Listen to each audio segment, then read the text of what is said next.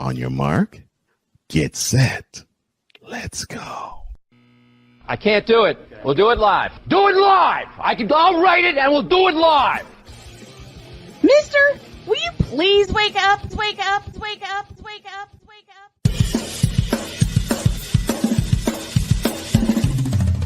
Good morning, Kevin Durant. You should have never left California. This bronze will upset me in having to bring this teenage idiot from Wisconsin into a sports conversation. Are you really surprised the Cowboys are giving up on Ezekiel Elliott? Whoa. Hell no! Well, no one cares about baseball. Bitch, are you for real?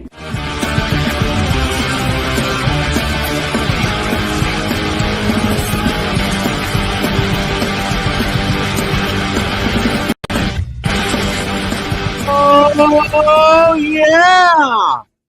Had a great weekend. Now it's time to get back to work. Good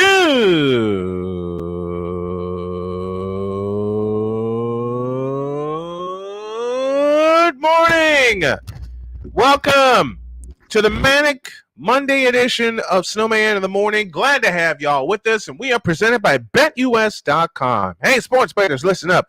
Your favorite sports book, BetUS.com, is back in our 30th year of action with live in-game betting, incredible odds with daily odds, boosters, props, and parlays, fast payouts, and exceptional one-to-one customer service. Hey, we got it all. And when you sign up and use the code Snowman, you will get a 125% deposit match on your initial deposit. Log on to betus.com or call 800-79-3887. That's 800-79-BET-US. BetUS.com, where the game begins. You know who we have today. We got Ryan McCoffey during hour 1. We got Jay Spivey during hour 2. Our text and call line is open and active. You can text at any time at 502-467-9619. Let us know what you are thinking. Let us know how we can make the show better. You can also join us via YouTube in the comments section and become a part of the growing Fanatics Feedback Zone. Our Feedback Zone is sponsored by Fanatics, officially licensed everything. And we want to give a big welcome to those of you listening on WQEE 99.1 FM in Atlanta.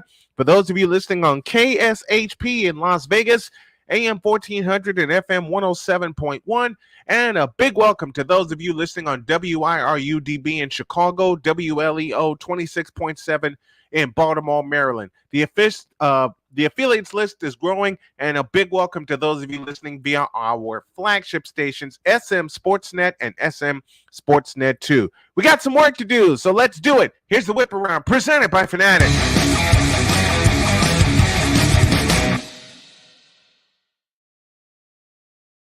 And the whip around starts in Las Vegas, where Jimmy Garoppolo passes his Raiders physical and is available to open training camp. According to ESPN, Jimmy Garoppolo, who signed a 3-year contract with Las Vegas in March worth up to $67.5 million, passed his physical on Sunday and will not need to begin the season on the physically unable to perform list. The 31-year-old, who broke his foot in a Week 13 game in December while a member of my beloved San Francisco 49ers, has been rehabbing the injury. It's still unclear, however, if Garoppolo will be limited by the injury. The Raiders open training camp on Tuesday, where all the veterans are expected to report. Well, Jimmy, I hope all goes well for you in Sin City. You deserve a chance to be a starter, and it's kind of sad to see your career go the way that it did, but for the 5 years that you were with San Francisco, man, I am your biggest fan, and I will probably be your biggest fan going forward. Good luck to you, Jimmy. The sale is official as the NBA Board of Governors approves Michael Jordan's sale of the Charlotte Hornets. The group, led by Gabe Plotkin and Rick Schnall, according to a person familiar with the situation, has bought the Charlotte Hornets. The person spoke to the Associated Press on Sunday on the condition of anonymity because the sale won't become official for at least another week. The decision ends Jordan's 13-year run as majority owner of the franchise. He will remain on as a minority owner. He agreed to sell the team on June 16th. However, when an NBA owner decides to sell it, it must first be approved by the league's Board of Governors. Jordan's decision to sell leaves the NBA without a black majority owner. So what? So what? He ran the Hornets for 13 years. All right? So there's no black majority owner. Get over it. And I'm not saying this to be mean. I'm saying this because the right people should be in place, no matter what race, color, creed, or whatever, to run teams. You want teams to be competitive, and Michael Jordan saw that this team wasn't being competitive. And besides, he walks away with multiple $1 billion. Fools. Let's see what else is going on here. Jonas Vingegaard has won the Tour de France for the second consecutive year. The Danish rider won his second straight year as cycling's most storied race, finished Sunday on the famed Champs-Élysées with a huge lead built up over main rival, Tadej Pogačar, the 2020 and 2021 winner. Vingegaard knew the victory was officially his again before the largely ceremonial stage at the end of the 110th edition of the Tour. He drank champagne with his Jumbo-Visma teammates as they lined up together and posed for photos on the way to Paris. It has been a 3-week slog over 3,000 kilometers. And I'm getting an update here from one of my Chicago cohorts. I'll get to that. It's been a 3-week long slog with 3,400 kilometers, 2,100 miles, with 8 mountain stages across 5 mountain ranges. He seized control of the race over 2 stages in the Alps. Congratulations, Jonas. Congratulations indeed on a job well done and winning cycling's most famous yet grueling race. Deshaun Watson is back in the news again, as there's a noticeable difference in his demeanor. This summer, football, the game that kept him on course while growing up in rural Georgia, is again at the forefront for the Cleveland Browns quarterback, who's believed he's emerged as a better person from a troubling personal time. Deshaun said, quote, "I'm in the best spot of my life." Watson was suspended for 11 games last season by the NFL for violating its personal conduct policy after being accused by more than 24 women of sexual assault and sexual misconduct during massage therapy sessions. Following the team's second training practice on Sunday, he said he's not the same. He says, quote, "I'm in a different space, feel really good, comfortable being around the guys in the locker room, the coaching staff, the organization, and just the city of Cleveland. The whole situation changed me. It was a situation where I had to lock in on myself, channel, and really know who I'm surrounding myself with, and just really who's going to be there and support me even at my lowest point. The last few years have definitely been the lowest point in my life, but that's a part of life, and I grow from it. I learn from it. I continue to move forward and continue to show my real character, my real personality, and who I am. There are 2 civil, close quote, there are 2 civil lawsuits remain pending as Watson is dealing with a new pressure as he tries to live up to the guaranteed $230 million contract the Browns gave him last year. Is Deshaun Watson, as a quarterback and a quarterback only, really worth $230 million and all of it guaranteed? Snowman says, oh, hell no. Moving along, as the Dallas Cowboys' Zach Martin weighs training camp holdout. The Dallas Cowboys could be without one of their key leaders when training camp begins next week. 6-time All-Pro offensive guard Zach Martin is considering not reporting to camp to convey his discontent with his contract. The 32-year-old has been a linchpin of the Cowboys line since he was selected by the team in the first round of the 2014 NFL Draft. He's been selected to the Pro Bowl in 8 of his 9 seasons, the lone exception coming in 2020 when he played in just 10 games. Martin has 2 years remaining on his contract, in which he and the Cowboys agreed in March to restructure. He is set to earn $13.5 million this year, with his $7 million less than the annual value of the league's top-paid guard, which is the Atlanta Falcons' Chris Lindstrom. Explain that to me. Martin is due a non-guaranteed $13 million base salary next season. Oh boy. And the world turns again around the Dallas Cowboys. My next two words are as follows, and people are not gonna like it. Who cares? The Tennessee Titans have revealed their throwbacks that they are going to wear. And that concludes this session of the Whip Around.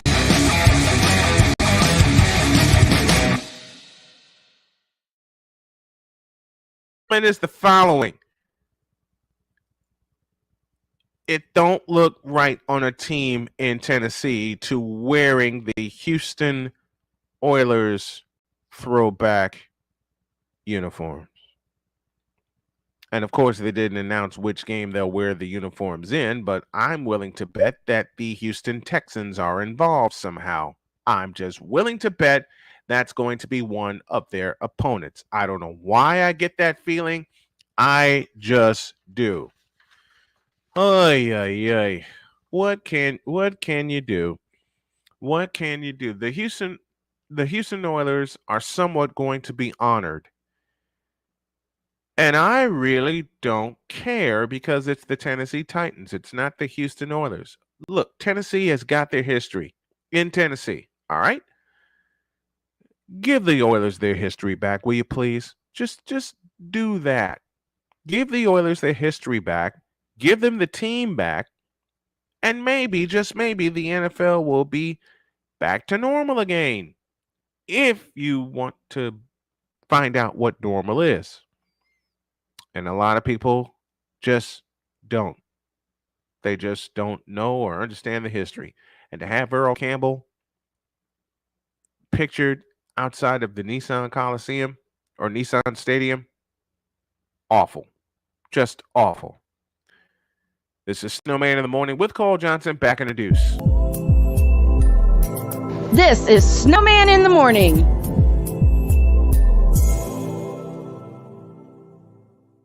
CSTV will air the Big Three, and I'll call the doggone games. Ice Cube, bring your show out west, and we'll handle it. I'm making a public plea right now. You want some fair coverage? CSTV will air your games, all of them, and I'll call as many as I can. We'll do a simulcast, television and radio. It's an area I know best. Television and radio. And yeah, I'm putting it all the way out there. So you know what, Ice Cube? I'll make this plea right now. Me, a small-time YouTuber, a small-time broadcaster, according to a lot of people, which I don't listen to, put your games on CSTV. Put your games on CSTV. Give us a little funding, and we'll do the rest. Where sports is the base, life and fun are the results. This is The Brian Snow Show. Your afternoons just got better with The Brian Snow Show. Weekdays, 4 p.m. Eastern. Come on aboard and enjoy the ride, folks.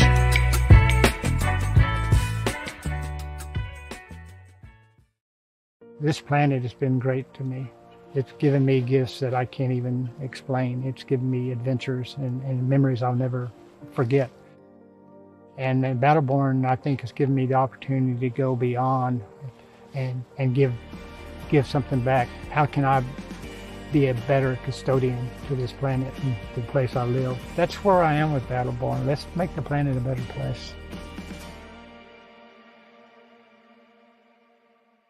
Now, I'm known as the guy who can fix just about anything, but the technology in most appliances requires very special training to fix. And that's why my family has Choice Home Warranty. Choice Home Warranty covers over 25 major home systems and appliances. That's your AC, heating, plumbing, kitchen and laundry appliances, and so much more. Call Choice Home Warranty now before something breaks down. Get protection for your heating, AC, plumbing, kitchen and laundry appliances, and more. Call 800-973-6121. 'Cause we take this job so serious. What in the all types of blue hell? Yes, it's Snowman in the Morning with Cole Johnson.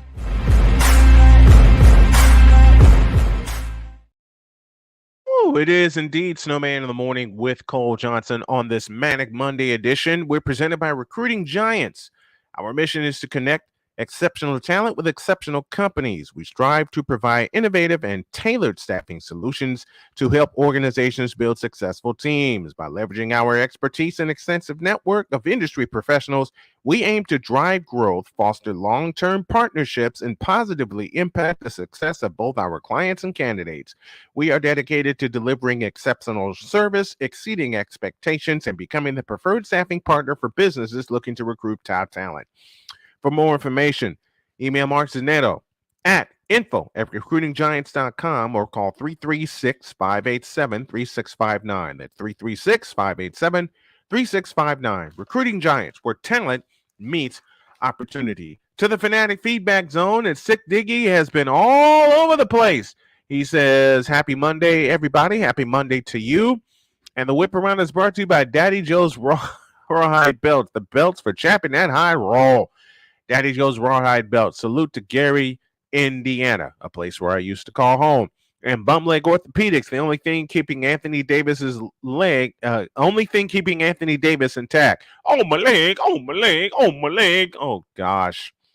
And off we go with the crazy ads. Deshaun Watson is still going to have a dark cloud over his head for a little time longer. Yes, he is. And Victor Locke is in the house with us from Chicago. Thank you for tuning in, and thank you all for tuning in. And for those of you on YouTube for the first time tuning us in, why don't you do us a favor? Smash that like button, hit that subscribe button, and that notification bell. That way you'll know when I go live, when we go live here on the channel, or we upload a video. And a shout to CSTV out of Reno, Nevada, and All Points West, and a shout to BS3 TV for All Points and All Points South and Southwest, and to the many countries that are tuning us in this morning. There are two notable names in the enshrined in Cooperstown in the Baseball Hall of Fame. Those two names are Scott Rowland and the crime dog Fred McGriff. These are two names I love. These are two players I loved watching play. I mean, let's start with Scott Rowland. Scott Rowland, look, I don't care what anybody says. Scott Rowland played the hell out of third base with no matter what team he's with, but he made his career with the St. Louis Cardinals. He made so many plays at third base he had no business making. It's not even funny. And because of that, and the 8-time Gold Glove winner that he was, he's in the Hall of Fame. And I say rightfully so. I absolutely say rightfully so. And he got emotional, as I pull this up, he got emotional during their Hall of Fame induction. It took all of 9 seconds for Scott Rowland's voice to quiver and his eye filled with tears when he began talking about his parents and family. And he says, quote, "Well, that didn't work." He paused before he regrouped and tried again. And he adds, quote, "Baseball was my career, but it's not my story. I dreamed of being a Major League Baseball player, but I was not raised to be a Major League Baseball player. I was raised, I beg your pardon, to be honest, to work hard, and be accountable for my words and actions, and treat people with kindness and respect. I was not taught, in today's terminology, exit, velo, launch angle, or spin rate. Rather, I was taught please, thank you, excuse me, and I'm sorry." Oh, Rowland spent most of his speech talking about the love for his parents, Ed and Linda, as I do for my parents, William and Myrtle, saying it was truly a blessing for them to be in attendance celebrating his greatest honor, and it is his greatest honor. Rowland also adds, "We've had some health concerns in our family. COVID came through, and my mom's holding up a big target at that time. Mom at one point said, 'Scott, I'm going to be alive when you get inducted into the Hall of Fame.'" That's kind of grim. That's where her mindset was. And for them to be there today, for my whole family to be there with some of the challenges we've had, is absolutely everything. And Rowland comes out of Jasper, Indiana, a place I'm very, very familiar with. as mentioned, an 8-time Gold Glove winner, and he gave me the simple mindset that would never allow myself to be unprepared or outworked. Wow. Wow. What can you say to that? What can you say to that? Because he never allowed himself to be outworked. He never allowed himself to be outdone. And now he is in the Hall of Fame. And it's like Big Dog Shane Lake just said. Rowland and McGriff got their flowers and well-deserved. Both played the game right. Preach that again. They both played the game right. More on the crime dog, Fred McGriff, who had one of the most powerful yet the most sweetest swings ever. The youngest son of a TV shop owner and a school teacher, Earl and Eliza, talked about being cut from his high school team as a sophomore. He could have pouted. He could have lashed out at his coach, Pop Cuesta. He could have blamed everyone but himself. McGriff said, quote, "I could have quit playing baseball, but I didn't. Instead, it motivated me. I started riding my bike about 3 miles each way to get to the gym. I got stronger, and I continued to play ball," close quote. He and his close friend, Dave Magadan, who had a 16-year career in the Bigs, started hitting for hours every day. He began reading hitting guru Charlie Lau's book, The Art of Hitting 300, so many times he nearly had it memorized. He went from hitting 148 without a homer in his first minor league season with the New York Yankees to becoming one of the most prolific power hitters in Major League Baseball history with 493 homers. Man, I would love to have seen him get 500. He became the first player in baseball to hit at least 30 home runs with 5 different teams. McGriff said, quote, "Since elementary school, my goal was to play in the major leagues, and I exceeded every expectation I could ever imagine. Honestly, I would have been happy playing just one day in the big leagues, but I can tell everyone a computer can't measure what's in someone's heart. Ain't that the truth? And I always had heart growing up in Tampa, Florida. It's been a long journey. I encourage you, whatever your dream is, to never give up. Always remember to stay true to who you are. There will be fires along the way, but those fires can ignite the spark for the next season of your life." Close quote. Both of those stories. Never give up. And Victor Locke says, "Wow, work ethic. That's another curse word in today's day and age." Yeah, but it's a curse word I say and live by often. When you're driven to be the absolute best, people will tell you that. You don't have to tell people you're the best. I'm looking at you, LeBron James. I'm looking at you, James Harden. I'm looking at you, Kyrie Irving. And to a point, I'm looking at you, Juan Soto. You don't have to tell people you're the best because they'll tell you. And when they tell you, it should motivate you to work harder to remain the best. He got cut from his team, but used it as motivation. I tried to play baseball as a sophomore in high school and later on as a junior, got cut both times, but both coaches asked me to be their statistician. It was then I realized, okay, I belong in the booth more than anywhere else.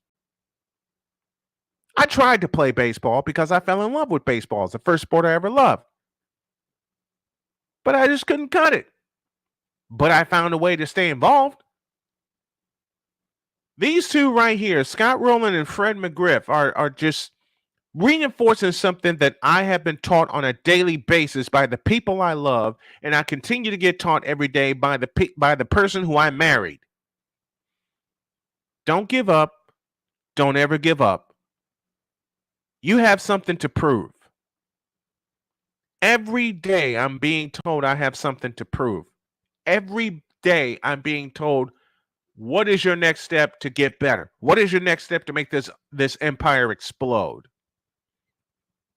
That's how Scott Rowland and Fred McGriff lived. It's pretty simple.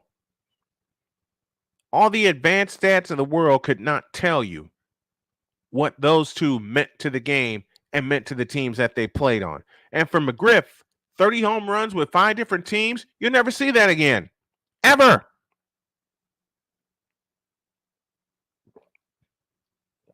You will never see that again.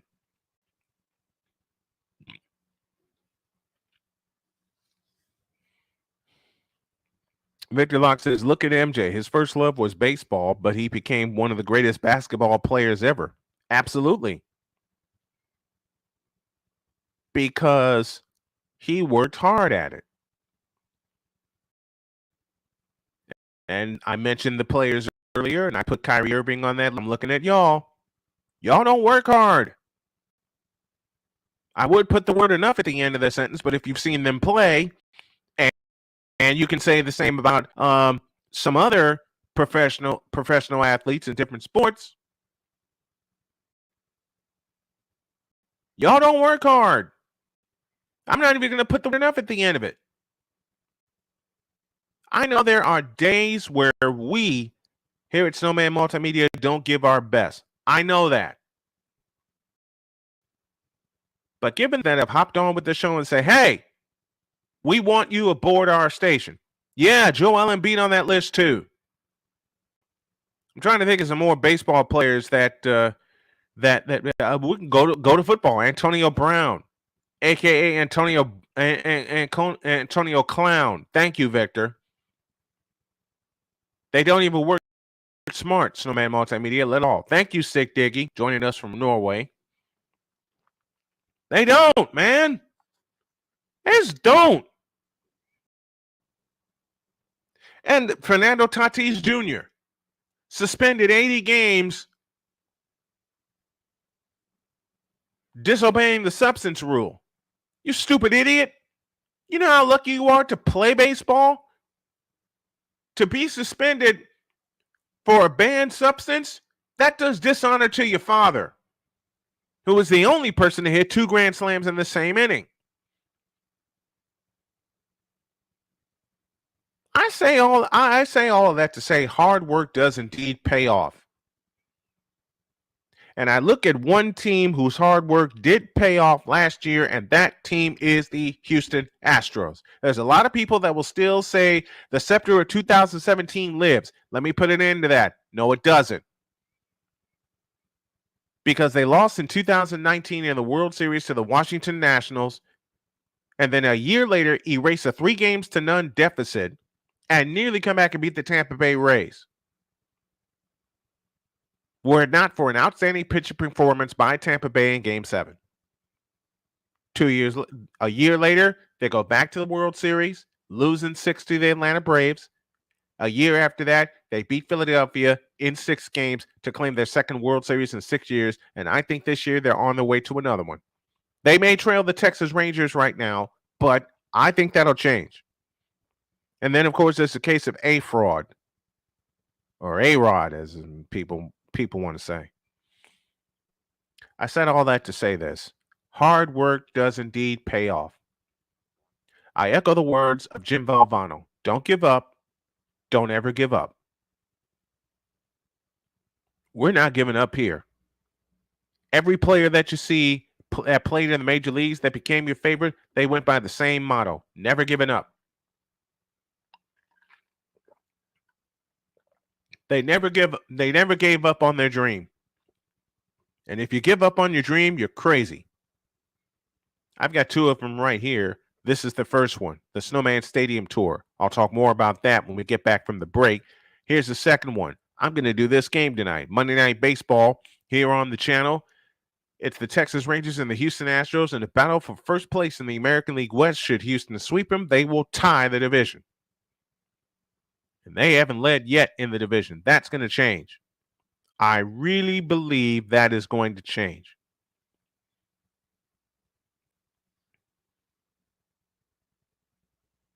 But then again, why would some people not believe in work ethic? Why would some people believe in work ethic? Let me change my question. Why do some people in this country and in this day and time don't believe in hard work and work ethic?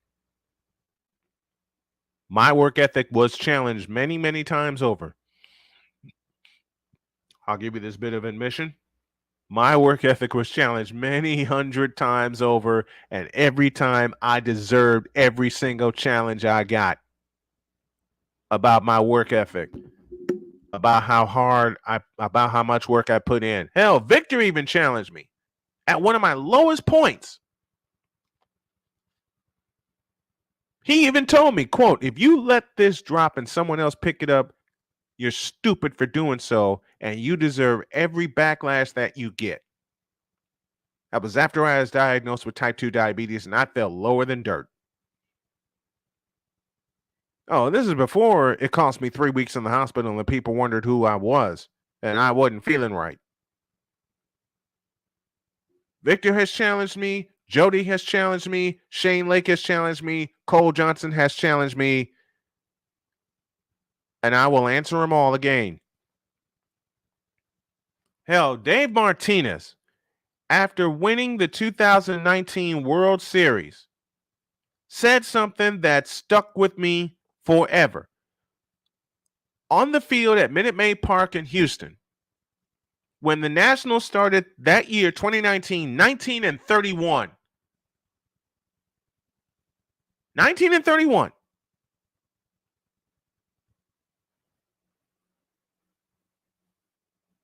And they were crowned champions. They beat the Astros in their park. Nobody won a home game in that series.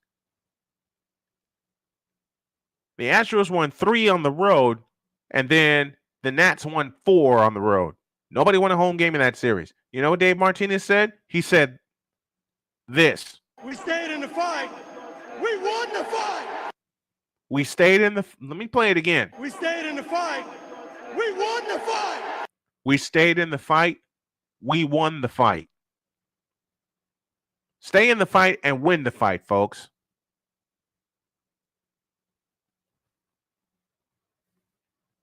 Stay in the fight and win the fight every day.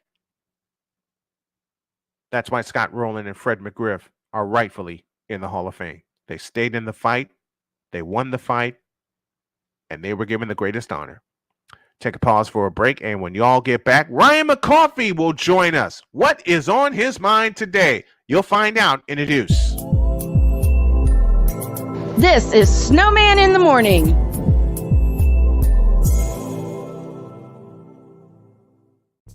What do you get when you watch or listen to the Life Happens podcast?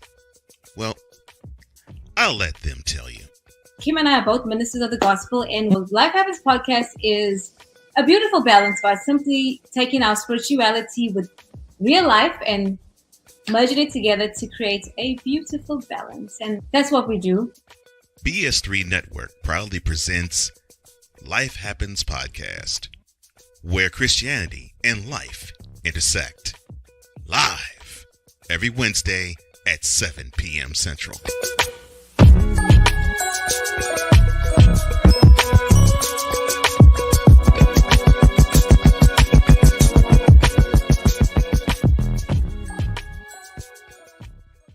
Here's an important message from the Diabetes Solution Center. Do you like pricking your fingers to test your blood sugar levels? No one does, but it's important to maintain your health. And now, by wearing a small remote device called a continuous glucose monitor, or CGM, you don't need to prick your fingers anymore. It's easy to use, helps you make more accurate diabetes treatment decisions. If you are testing your blood sugar 3 or more times daily, injecting insulin, or using an insulin pump, call the Diabetes Solution Center right now. And if you have Medicare or most major insurance coverage, you may be able to get a new CGM at little to no out-of-pocket cost. Shipping is free, and we'll even bill your insurance company for you. If you are testing your blood sugar 3 or more times daily, injecting insulin, or using an insulin pump, call the Diabetes Solution Center right now to learn how to end the painful finger sticks and get your own continuous glucose monitor, or CGM, at little to no out-of-pocket cost. 'Cause we take this job so serious. Man, I went home that day and talked to my wife, Vicky. And Vicky was like, "What's wrong with you? You pissed off?" "Yeah, I got this partner I'm working with back in the radio station. The Negro be lying." What in the all types of blue hell? This is Snowman in the Morning with Cole Johnson. Only the legend that is Chris Bass could produce a line like that and have the entire panel in a fit of hysterics. 36 after the hour. Ryan McCoffey is on the way, but only Chris Bass could produce a line like that and just have everybody in a fit of hysterics. Lord knows I was, and I worked with him. Loved every minute of it. Loved every minute of it. All right, while we wait on Mr. McCoffey, to the Fanatics feedback zone, Victor Locke says, here's a name for you, Snowman, Milton Bradley. Oh, dear God. I may have flown up the handle this past Friday, the legendary Brian Snow show. Yeah. You did. You did. All right, I believe we are ready. I believe Mr. McCoffey is here. He is. And do we know what's on his mind this morning? Are we going to know? You're going to find out right now. This Coffee with McCarthy is sponsored by Steph Curry Cognac. One, and it's lights out.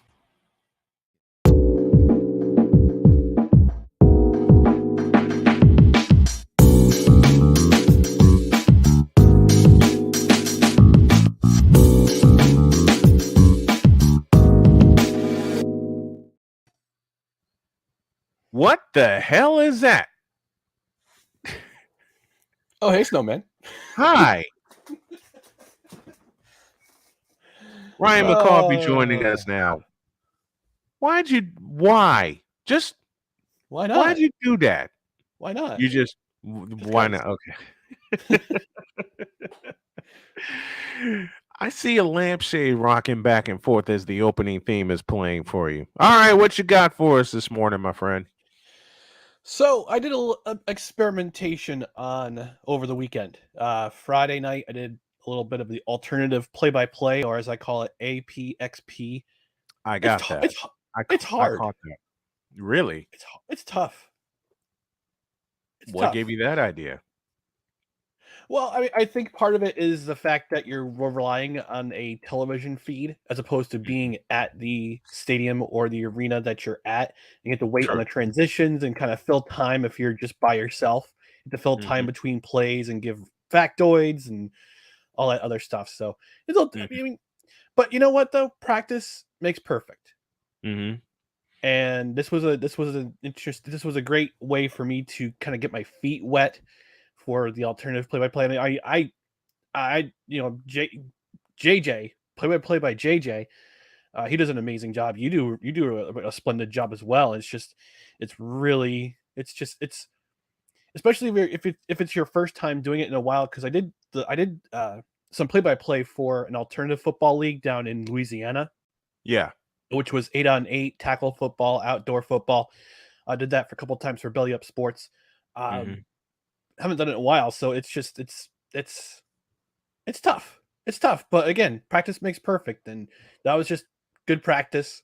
Yeah, I'll definitely go back and watch my stream again just to make sure to see if I made any mistakes or any, if there's anything I can just kind of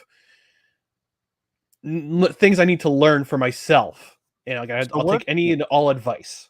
So what part of that was the toughest for you? What part of that was like the one thing that, the one problem you kept running into during your broadcast? I think it was the TV transitions, because I was relying on the CFL Plus stream, and I was relying on their transitions because you know how TSN likes to do the transitions between every play, and sometimes when they come back late, or they're showing the replay, and they're showing the next play in progress. Right. And that's a little tough because again, you're not at the stadium. You're relying on another feed. You're relying on TV. Television as opposed to being there at the game. So also it's difficult it's difficult when you don't have a spotter of your own. Right. Because back when I was in college, when I was completing my degree, I had interned for a radio station in the summer of 2019. And I got to hang out with my buddy Closer. We call him Closer because his last name's Mariano. We call him Closer. Enough. So he was calling a game for 42, Mariano Rivera. And Number 42. Q enter Sandman. Yes. Yes, indeed. So I got to sit in with him while he was calling a University of Albany game, and I was his spotter for the afternoon, and I made his job a lot easier that day.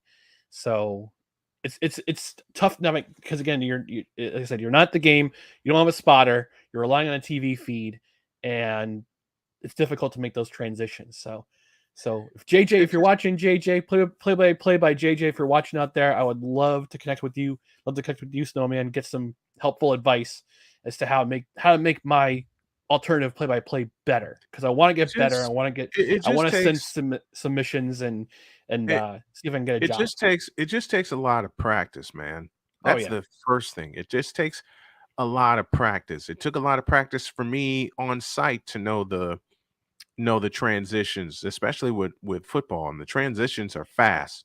Right. All right, because I've worked with a couple of television companies back in Chicago, and I called a lot of high school and college sports. And the one thing you have to be aware of, if it's a big game, the breaks may be a little bit longer. And what I did with the WNBA, which I'll have Thursday night, and Major League Baseball, is I consulted the rule book. I downloaded the rule book and consulted the time in between quarters, so I can time that and make sure I have little tidbits of information that will take about 30 seconds. I'm still working on that with baseball, trying to get it down, because when I do college and high school baseball, between innings, it's only a minute or a minute and 5. And with Major League Baseball, it's 2:15. And I want to thank Shane Lake for getting that information to me. So what Cole, the mad scientist, did was he created breaks that lasted 90 seconds to 2 minutes. Yep. And those breaks allow me to breathe. But with the CFL, I would suggest that you consult the CFL rule book and look at their timing. I'm guessing it's about 2 minutes in between quarters. That's a guess. And I'm basing it on NFL breaks. But and there's something else I'm doing. I'm consulting the NFL because I plan to do Sunday Night Football. Because wife has given me a rule: at the end of Friday, I am hers until the end of the Colts game on Sunday. They're like, okay, I can deal with that. 2.5 days with my wife. Oh yeah, I can definitely deal with that. There should be no argument there, Snowman. No, hell no. Hell no, there's no argument. She loves football. Good. She loves football. So there's a possibility that if I do a stream on a Saturday with college football, she'll join me. I know Dietz will. You know, as we're planning that, she'll just want to know what games we're talking. She'll just want to know what games we're talking about. I would love to hear I would love to hear the female perspective of a football fan. Me too. Just watching too. Watching a game and observing, and because I remember back in the day, I had talked to a friend of mine. We were at a I don't know if you remember this Mexican chocolate, courtesy of Ryan McCoffey, by the way. And 8 o'clock. 8 o'clock break. And 6:30. I get it. No, that's the brand name. That's the brand. Oh, that's the brand name. Yeah. You can call this 6:30 because that's the time I got up this morning. So salute to you, sir. And I want a birthday present of this. I'll work on it. But I've had female announcers with me, and I've enjoyed every minute of their perspective. And all of them ask me, how can you keep up with the players' names or learn the players' names so fast? Especially when I was doing college basketball at Chicago State and later Loyola.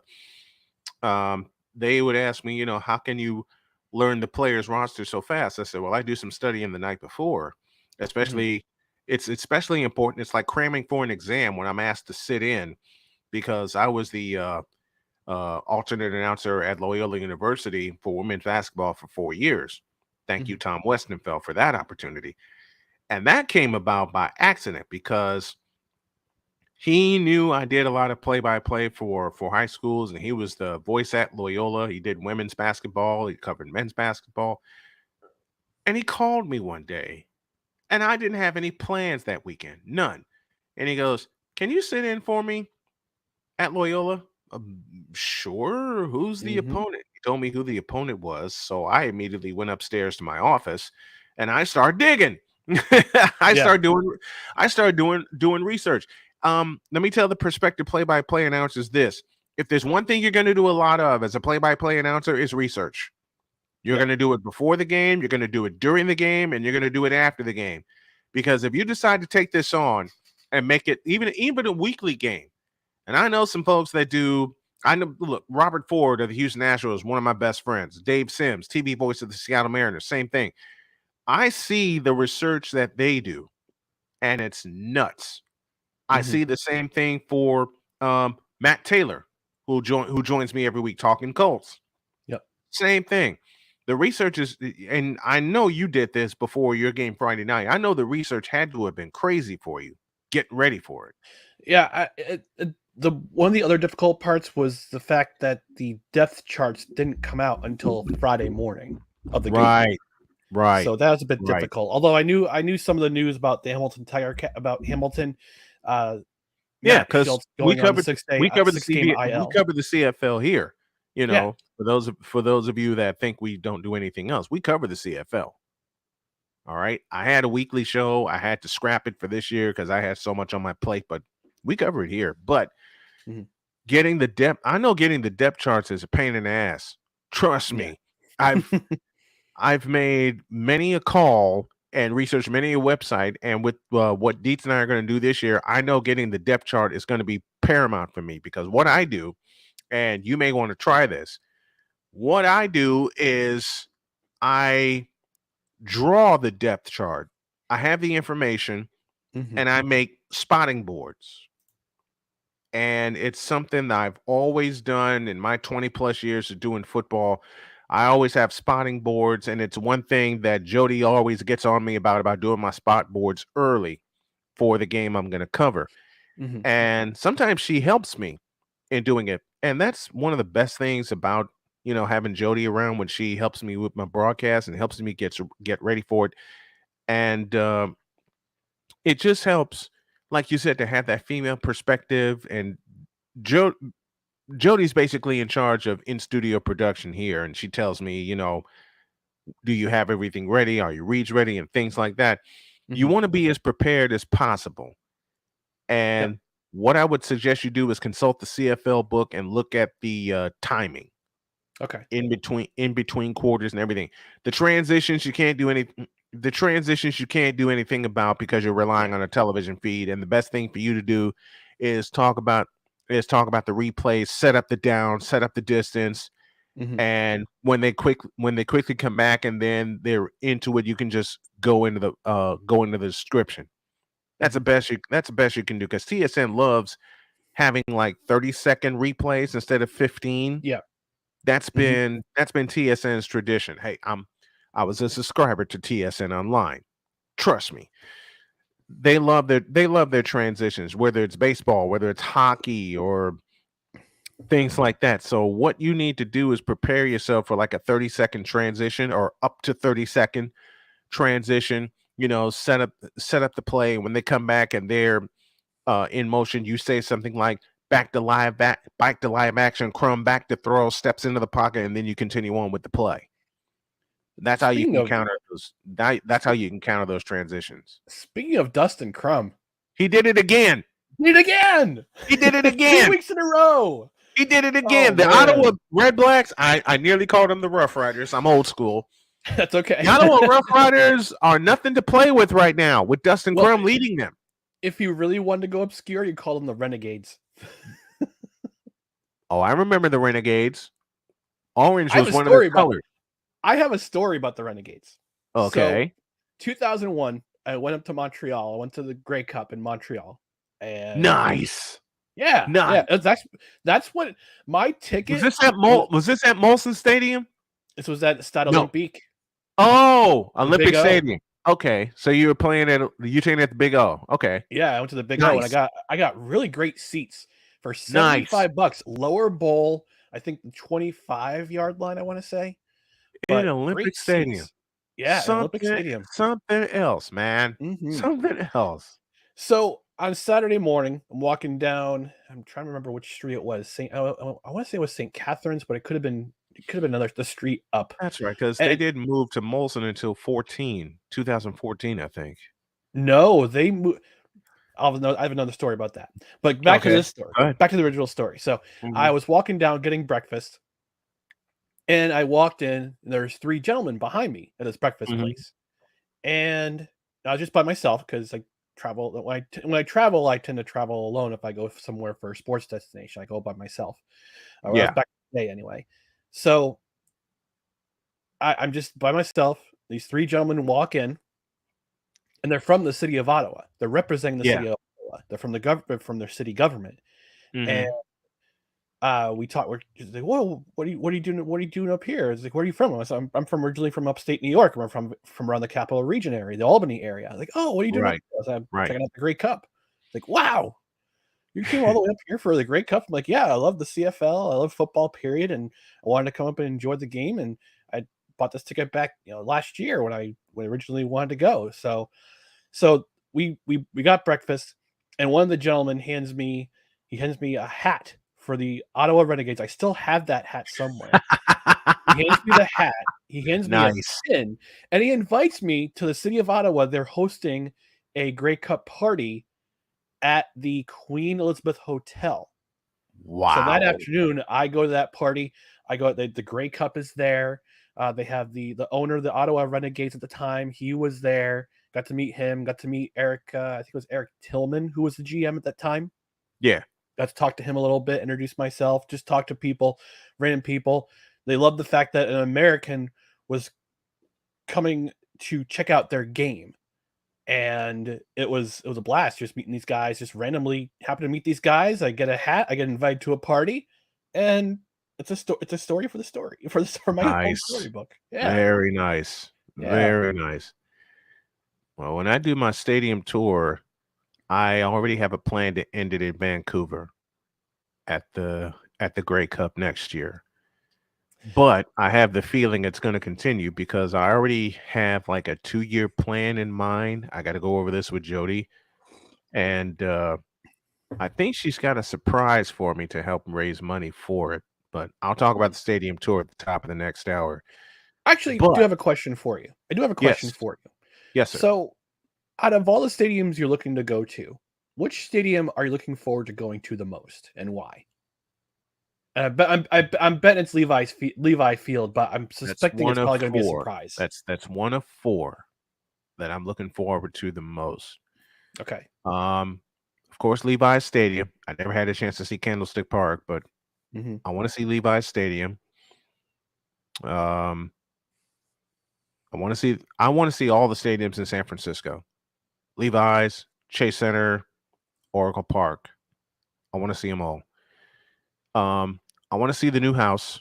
I want to see the new Yankee Stadium and sit in the press box. Because I've been to Yankee Stadium. Yeah. Nice. I want to see I want to tour the new Yankee Stadium. I want to see the press box where John Sterling sits. Because that's what I did in Kansas City. I have a story about John Sterling. So I went to Yankee game. I think it was in 2016 because I've been to both the old Yankee Stadium and the new Yankee Stadium. Yeah, I've been in the old house. Old house. The new stadium is pretty great because it's wide open. So if you're going to a concession stand, you can still watch the game. So it's wide open. It's great. Nice. But I remember at the end of one game, I see John Sterling walking by me, coming out. He's got his briefcase. He's got his coat. I don't know why he's wearing a coat when it's like 90 degrees. 90 degrees. and freaking humid. Because it's probably air conditioned in the booth. That's my guess. And also he's a professional. He's a professional broadcaster. So, but I remember him being just very short. I'd probably say he's no taller than 5'7". You think this man is just this great voice, this baritone who would be at least 6 feet tall, leaning towards bass voice. Yep. Yes. 5'7". It's like finding out. It's like finding out who the voice of Optimus Prime was. Optimus Prime. I forgot his name. I remember his name from the original Transformer cartoon. Optimus Prime, the guy who voiced it. Great. Yes. It's a great voice. And you find out he's this really small dude with a mustache. In fact, I'm going to look that up right now. That's kind of reminded me of Peter Cullen. That's Peter kind of Cullen, remind me of the guy who did the Juggernaut in the X-Men movie, and I watched the movie and I'm thinking, okay, he's like this great big guy. No, he's I think he's all of 5'9" and 224 pounds. But so of course, he'd be more Ram from Masters of the Universe than but you already know. But you already know the line that made the movie. I'm the Juggernaut, bitch. Yep. That's a line that made the movie. So you don't have to hear anything else but that. Yeah. So the reason why I asked about the stadium tour is because next summer, when I go to North Carolina again for my vacation, myself and my party, the party I'm with, or hoping to stop at Camden Yards for a game. And I already looked at the 2024 schedule. The Orioles are playing the Astros the weekend we're going to North Carolina. So we're going to stop at Camden Yards, go to a game, going to hopefully meet up with my buddy Eric Arditi from Barstool Sports. He's been on my podcast a couple times. Great guest. Awesome dude. Loves to talk Orioles. That's a guest I'd love to have, and that's a stadium I'd love to see. I want to see Camden Yards. My brother went to Camden Yards last year. I was very jealous. But he told me all about it yesterday. We were at a graduation party, and I said, "Hey, I'm thinking about going to Camden Yards." He's like, "Oh, this is Camden Yards is awesome." Like, he told me all about it. So I'm looking forward to going myself next year. So, cool. Yeah, I'm excited. But yeah, I know I want to see Levi's. I'm praying F that. We're going to get enough traction that we go see Allegiant Stadium. And I'm already You mean the world's largest Roomba? World's largest Roomba to house Super Bowl that's what 58. it looks like. I want us on Radio Row. I want it so bad. I want it so badly. And that's one place I want to see, because one of my favorite college teams was the UNLV Running Rebels. Mm-hmm. That's one arena I want to see Thomas and Matt. Turkanian, Turkanian, the Shark. Tark the Shark. I will warn you about MetLife Stadium. Mm-hmm. It's sterile as hell. It's cookie cutter. I don't think I want to see MetLife Stadium. Well, I'm gonna see MetLife Stadium. It's the Snowman Stadium tour. Snowman, I know. You gotta go to the stadium. I gotta see MetLife. But I will warn you. Is the old Giant Stadium still up? Nope. No, it's they blew it up. A parking garage stands where doggone it. Old Giant Stadium used to. You know what? They built it right next door. You know what I did get to see through New Jersey? I did get to see Meadowlands Arena. I did get to see Meadowlands Arena, and since we have Cool McCain in the house, and since we have Cool McCain in the house, I can't wait to see Lincoln Financial Field on this tour. The link. I want to see the link. The link, Citizens Bank Park and Wells Fargo Center, they're all in the same block. Nice. The way that the city of Philadelphia built those stadiums was brilliant. All in the same block. They share the same parking. That's what they did in Kansas City. The only time it's a real bear is if Eagles and Phillies games run against each other. Yep. Because you got people like coming last out year with the playoffs. Yep. Exactly. Like last year with the playoffs. Exactly. You know, I did. That's what they did in Kansas City, because I got my tour of Kauffman Stadium, and across from it is Arrowhead Stadium. Did you know Kauffman Stadium is in Missouri and Arrowhead Stadium's in Kansas? Yes. Yes, that's a fun fact I love to share with people. It is. It is, and most people don't think about it. Yeah, and I remember when that Arrowhead Stadium is technically in Kansas. Yeah, Kansas City, Yep. Kansas. Mm-hmm. Oh man, running out of time, but I love having you on, brother. It's always a great time. I love you very much. When's your next one? When's your next call? Tonight, next call is probably going to be Sunday at 6:50 p.m. Eastern time. Calgary is visiting Montreal, and the next, and Calgary's coming up. I've been to Molson Stadium. It's small, but it's loud. Mm-hmm. And as far as no credentials required goes, tonight 8 p.m. we're going to be reviewing Miracle. And we'll get into our all usual shenanigans on Monday night, leading up to football season. So stop on by. Justin has got to be a guest here with me to talk Seahawks. I need to remind him of that. You have to arrange. You must arrange that for me because I'm going to tell him face to face that the Seahawks ain't got a chance in hell to win the West. He's not. He's probably very cognizant of that, but he's just very happy that they're still successful. I mean, surprisingly, last year I thought they were going to tank last year, but they were they were like, nope, we're not going to tank. We got, and I'm glad they didn't. And I'm glad they didn't. Yeah. Denver Broncos, however, Sean Payton or not, they're going to tank. I'm sorry. Did I just let a prediction slip out? Maybe. We'll see. We'll see. Thank you, brother, so much. I love you. We'll do it again next Monday. Thank you. Absolutely.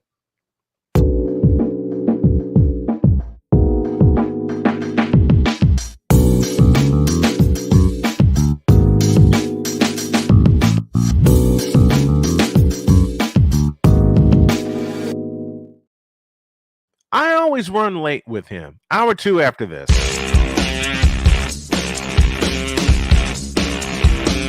This is Snowman in the Morning.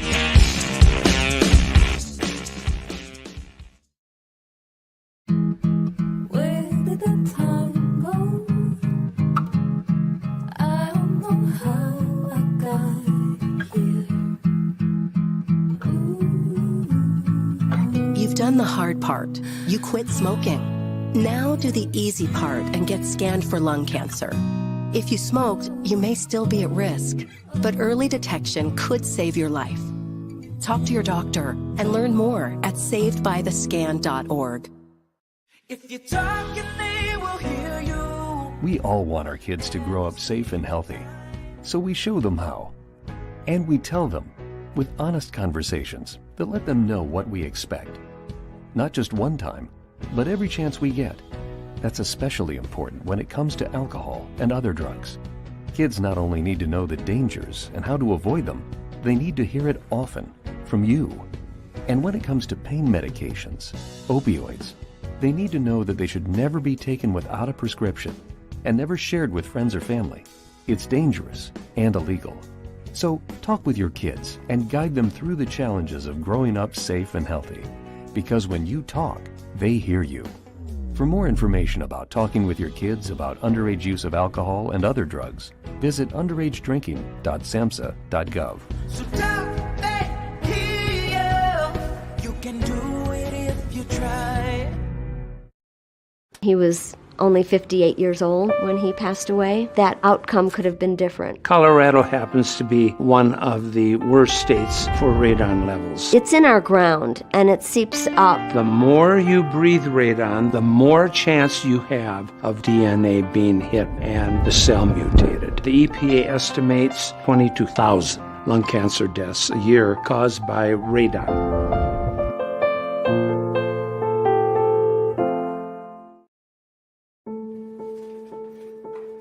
We all make choices. When it comes to today's show, one day after the sale from previous owner Dan Snyder to Harris and his group, Johnson told Craig Melvin, quote, "Everything's on the table, right? Especially after this year. We'll see where we are with the name, but I can't say that right now. We're going to spend this year understanding what we have in place, and then I'm sure that'll come up. The Commanders, the name of the team, will come up eventually, but right now we got enough work to do that will keep us busy," close quote. All right. Here is the question of the day, And I want someone to type this in the chat so we can ignite the chat. All right? I don't want to light it up. I want to ignite it. Do the Washington Redskins return in terms of fans and name? And I'll pose a second question to that. Do they move back to the nation's capital? Because they're playing currently in a bleep hole in Landover, Maryland. Man, thank you, Victor. That's our question of the day. Do the Washington Redskins return? And I say yes. I say yes. Because there's, to me, even with all the ballyhoo that's going on, the change of the name was part of a smokescreen for Snyder. Not only part of a smokescreen for Snyder, but by Snyder. And now that mostly everything is out, push the plunger and start over, man. Because you're talking about a nickname. Do the fans and name, do the Washington Redskins make a comeback? Yes, they need to. Just like the Houston Oilers need to, just like the Seattle Supersonics need to, the Washington Redskins need to return. Period. Now, I know they are called the Washington Commanders right now, and many have told me you have to use their current nickname, but I just can't. I'm speaking as a fan. I'm speaking as a fan of the Washington Redskins.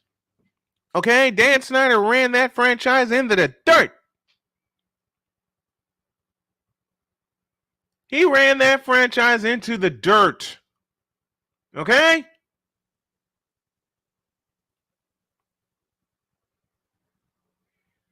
I can't see it any other way. Bring the mascot back, bring the song back, and you hear the song in the background. Bring it all back, man. The Washington Redskins need to be reborn. You want to really do it right? Do what the Fighting Illini do. You talk with the fans in the area and any tribes in the area. Hey, can we use the name Washington Redskins? Will you be offended? I mean, 87 years of history blown to smithereens because Snyder was afraid of losing sponsors. No, you don't change the name Redskins, we're going to back off as a sponsor. See you later. I'll just get more.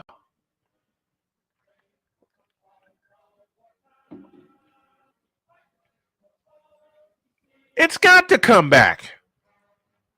And you're right, Victor. No one asked for a name change. It was forced. It was forced, damn it. I got people saying, oh, you can't say that. Oh, yeah? Watch me. That name was forced. It had no business being changed. It had no business being changed whatsoever. I said it. And I meant it. And I've asked this question so many times over. And do the Redskins change? Do the Redskins change their name back? They better. Damn it. I mean, my team may be the 49ers, but I'm used to the Washington Redskins. I'm used to the Houston Oilers, for God's sakes. I'm used to the Houston Oilers and the Washington Redskins. It needs to come back. I'm sending this to a friend of mine to make sure he can tune in.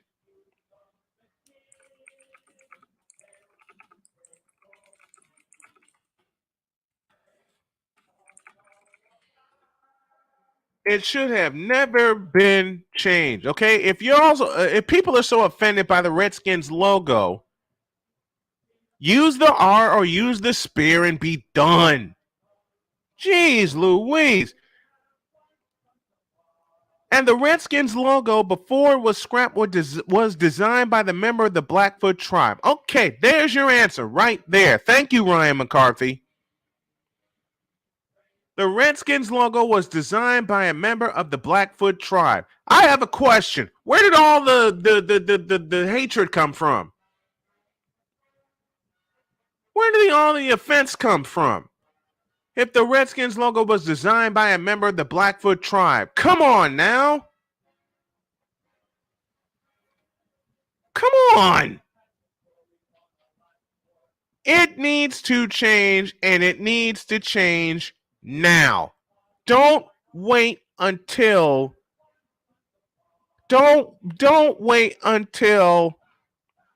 a year from now.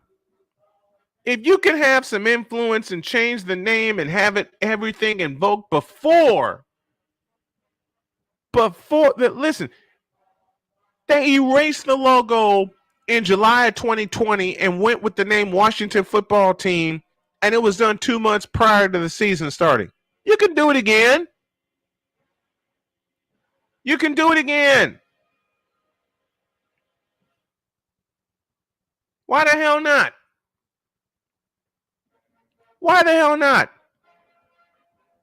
You know, the fans are so apathetic right now to the Washington Commanders. You want the fans back? Bring the name back. Bring the band back. Bring the tradition back to the Washington Redskins. Isn't that the name of the song? The song that I'm playing right now? Hail to the Redskins. But you can push the plunger and start again and rebuild that fan. You got a built-in fan base, for God's sakes. You know why a lot of the fans left? Because you changed the name. You took tradition away. I'm willing to bet you that if you change the name back to the Washington Redskins, the fans will come back. They'll support the team. They'll bring in the money. All you have to do, Josh Harris and new leadership group of the Washington Redskins, change the name back. You bring the fans back, and then stay the blank out of football business. That's it. That's it. It's similar to the Edmonton Eskimos changing the name to the Elks. It's corporate bullying based on reactionary politics. That's exactly what it is, Ryan. Washington Bullets, hello.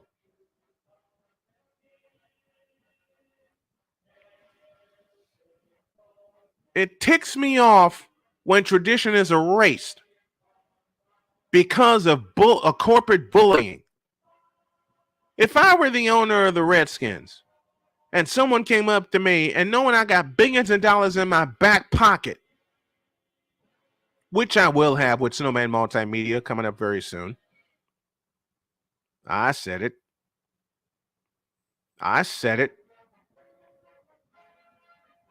If someone came up to me trying to bully me out of a sponsor, and they said, if you don't change the name, we're going to drop our sponsorship. See ya.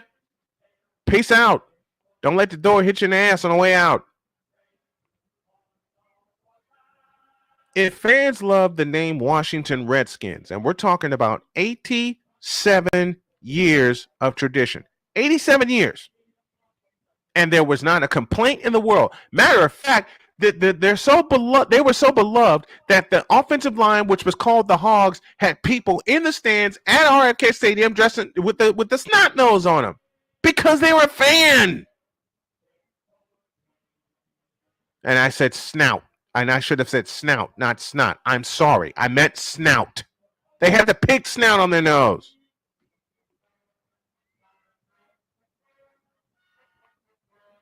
People these days are Charmin hardened soft. Get the hell over it, will you please? Golly, man. Just get the hell over it.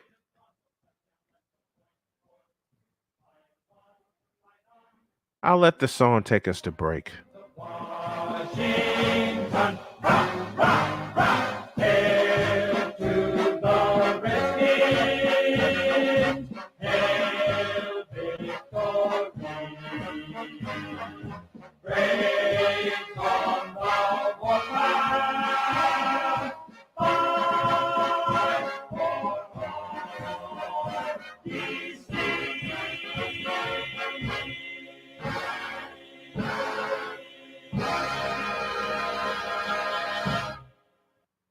back after this.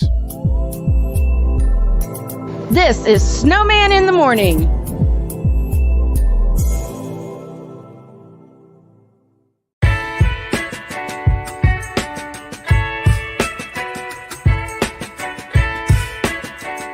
The thing is, until you can erase 3 Februaries, shut up. Bang! Quality over quantity. LeBron has beaten some of the best competition in NBA history. He's the GOAT emoji. I will not cuss. I will not cuss. I will not swear. I will not swear. Where sports is the base, life and fun are the results. This is the Brian Snow Show. Your afternoons just got better with the Brian Snow Show. Weekdays, 4 p.m. Eastern. Come on aboard and enjoy the ride, folks.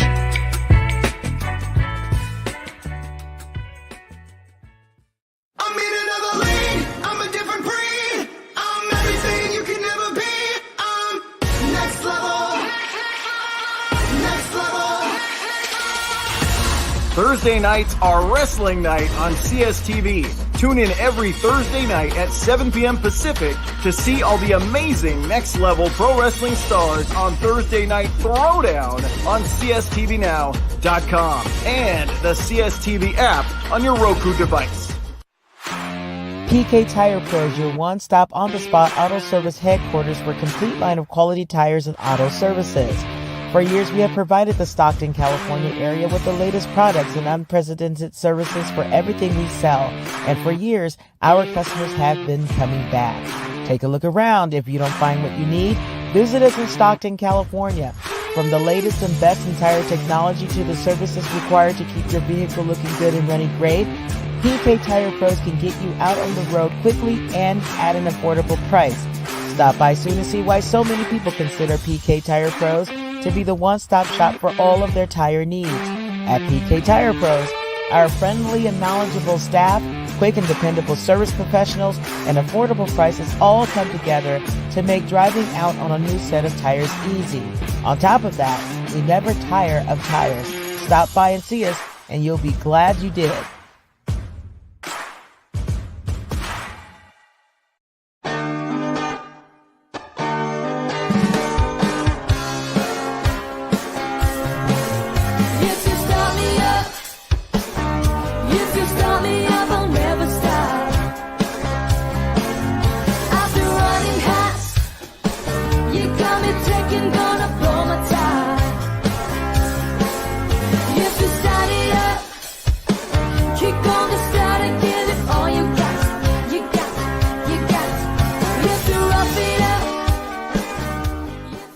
Because we take this job so serious. The f*** is that?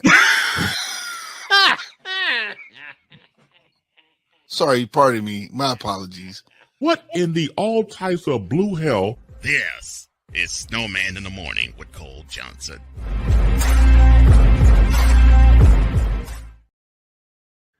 Ay. All right. Here is that man, the man, in charge of Go Sports with a Z. The one, the only, Cole Johnson. Good morning, sir.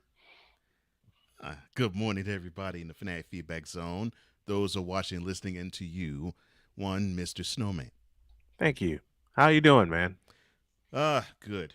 You look about as busy as I feel. and the work still continues. So yeah. It's not done yet. It's not done yet. Not done yet. Both with this brand and with my job. So yes, I dig it. I dig it. Speaking of which, Monday night, I got to do this right.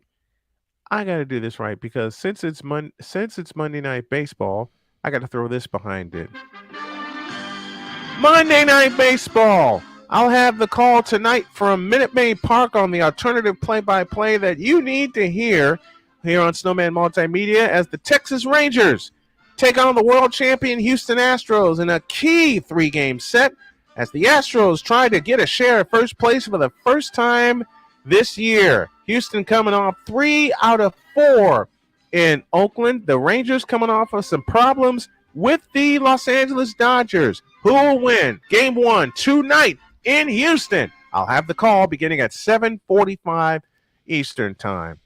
And hopefully they can build Astros. I mean, can build off of taking 3 out of 4 in Arlington earlier this month. So, and Mauricio Dubon rescued the Astros yesterday. Yes, because with that game-winning home run, because Oakland controlled that game for 6.5 innings. The offense was absolutely horrendous.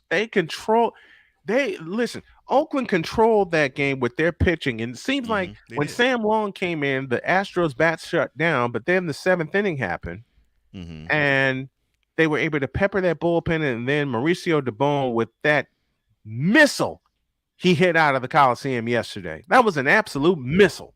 Yeah. I mean, kudos to the Astros to win in spite of leaving as many runners they did on base. Yeah, they left 9. And look, the A's pitching yesterday was stellar, for the exception of possibly the top of the 7th. And the 9th inning. And the 9th inning as well. And I love Jeremy Pena, but he almost doomed the Astros to not even score in that inning. But the very next pitch, Dubon said, "I'll take care of this myself," and blasted one out. 3-2 was the final. This is my scorebook that I use for my baseball games, and I'm getting an idea on how to make this even bigger for next year, because I plan to do a whole lot more baseball. Let me put this away. C.J. Gardner, according to the Playmaker, has suffered a non-contact injury. Oops. Ouch. And I think there was another injury. Nyheim Hines is done. Knee injury. Yeah, knee injury.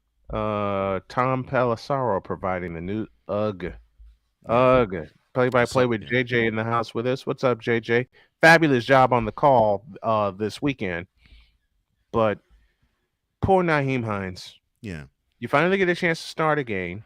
You're in an even more dynamic offense than what you had with Andrew Luck and the Buffalo Bills, and then this happens. Yeah. And he was going to get the opportunity to tote the rock more than possibly when he was with the Colts. Yeah. And now he has to watch his team from the sideline all 2023 long. I can't. Those non-contact injuries during the summer kill a team. Yeah. Kill a team. And we don't know what's going on with C.J. Gardner.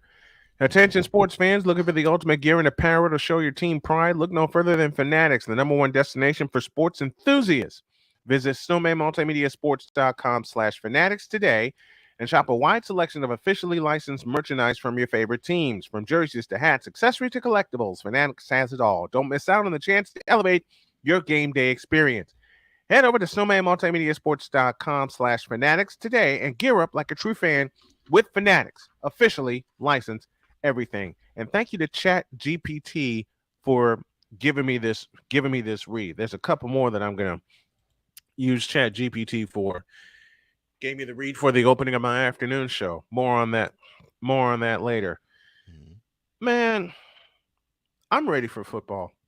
I don't know how you feel, but I'm ready for football. Well, I mean, training camp begins this week, so I'm not ready for what the Tennessee Titans are going to do this year. Openings for that. I'm not ready for what the Tennessee Titans are going to do because it's total BS to me. People want to know why. BS to me. People want to know why I have such a disdain toward the Titans. It is quite basic and simple. The team that I rooted for wasn't residing in Nashville. They resided in Houston. And everything they built moved with them. And it's not even in Houston. So if even people were to say, well, bring back the Oilers, you can't because the Titans own them. And they own them to the point where now you're going to see this year the Columbia blue and the white helmet with the Columbia blue oil derrick with the red and white trim on it. You're going to see them sport that. So I'm not going to be able to watch. Yeah, I cannot support a team that hijacked the team that I rooted for. And the same goes through with me you know my disdain for OKC. Mm-hmm. You know my disdain for OKC. Yeah, and I know because they stole the freaking Seattle Supersonics. And and you've heard me tell the story of when I actually went to now Nissan Stadium, and I actually saw on the side of the walls of the stadium. Oh no! I saw not just Frank Wycheck and Steve McNair and Eddie George, but I saw I saw see Munchak and Brazil and Earl Bruce Campbell and Bruce Matthews. I understand Bruce Matthews because he did Warren play Moon. with the Titans too. Yeah, Bruce Matthews played on that Super Bowl team in 1999. Right. But he was an Oiler first. Right. And that's what I saw on the outside of the stadium. Oh, I'll go God. inside the stadium and I see You actually went in that joint? Yeah. Which was actually a Bud Adams special because he was cheap as all get out. Of course. I mean, you looked inside the stadium and you see this ring of honor that has nothing but Oilers players on it. I'm like, okay, Rob Brazil, Elvin Bethea, George Blanda, and yes, Blanda played for the Oilers. He sure did. He sure did. Earl Campbell, Dan Pastorini. I'm like, you got to be kidding me. Dan Pastorini. I haven't heard that name since 1978. Good Lord. I'm like, you got Dave Casper. I mean, you got to be kidding me. I'm like, Dave what? Casper in his waning day. Well, I take that back. Casper was before he went to Oakland. No. Oh, it was his waning days. Yeah. Okay.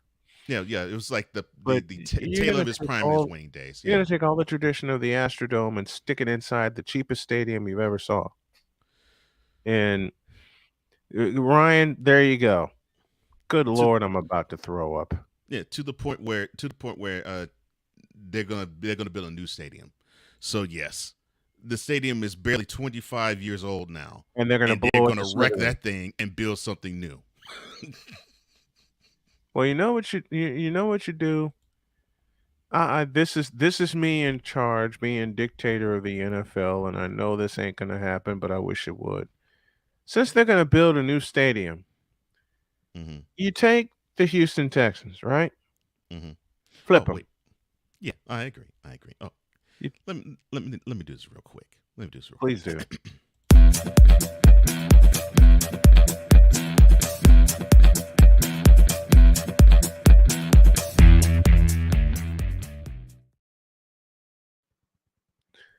Hey, Drew, you should have seen me on Friday. The year was 1995. So I was just going about my business day. Oh, I was just Take going it. about my normal day, and it was a nice, crisp fall day in Houston, and it's not like your normal days in fall, in Houston. I mean, it's still a little warm, but it still was better than most days of the year. Oh dear Lord! I had a decent day at work. As menial jobs go, you flip off the boss. Yeah. You want to curse out a couple of customers. You curry the favor of your coworkers. See, a really good day, right? Yep. And so I go home, and I'm still not quite with roommates yet. That is about another 6 months from now. So I go home, right, and say hi to my mom, and go upstairs to my room, and I happen to turn on the TV set. Uh-oh. And I saw that Goodyear blimp called Bud Adams. KS.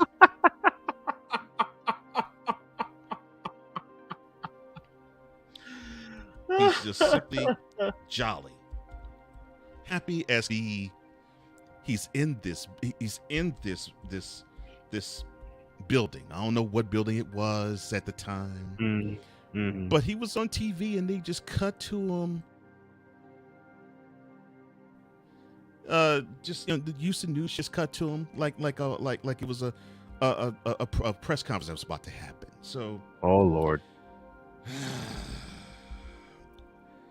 I see this Stay Puft Marshmallow Man with the worst toupee known to man.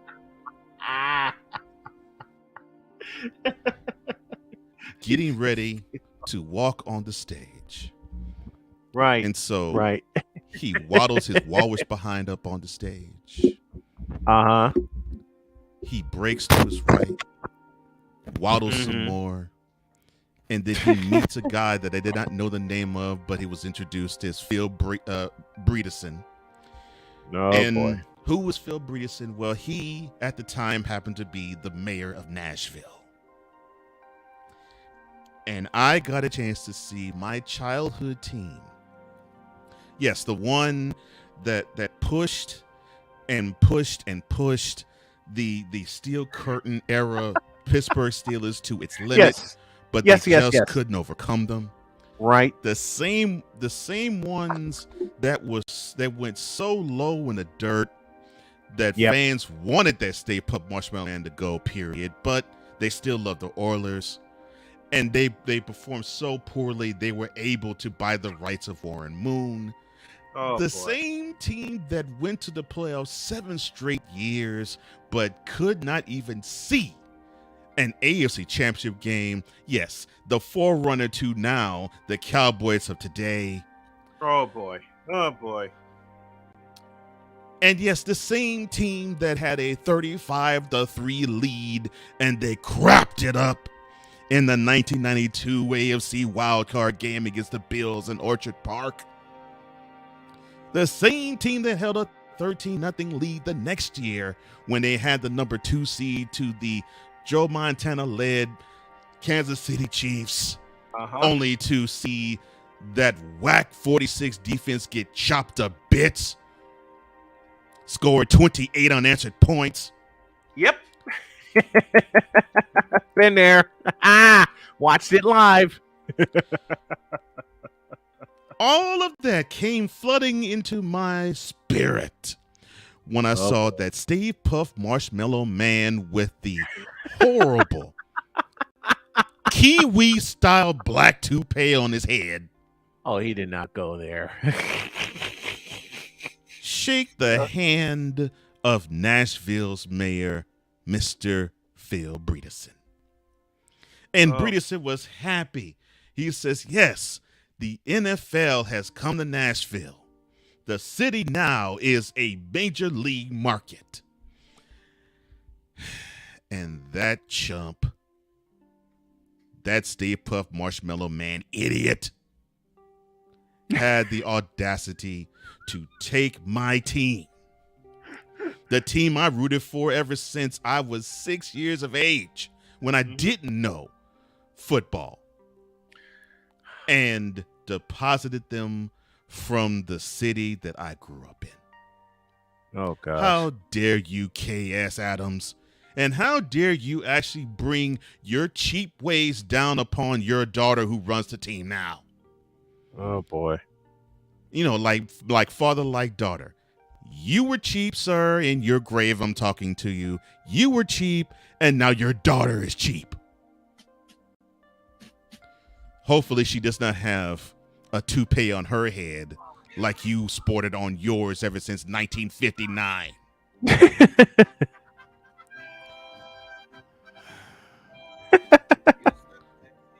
But I digress.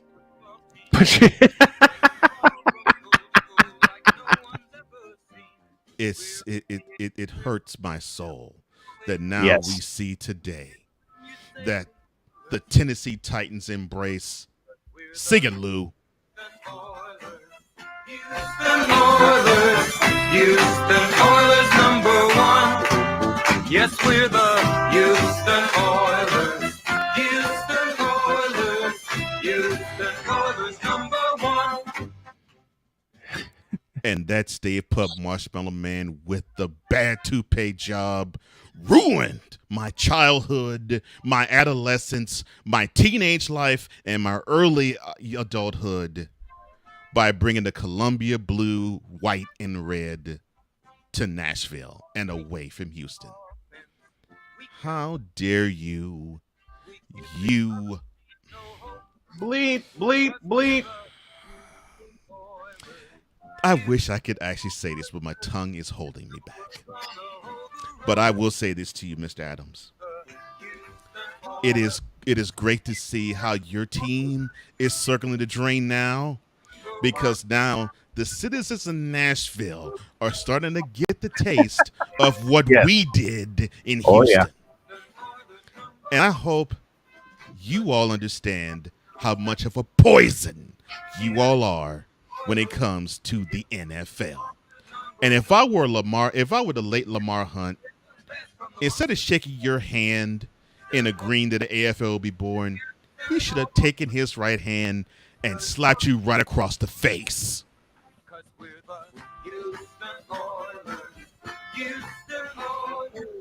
I love it. How's that? How's that for what's that therapy playmaker?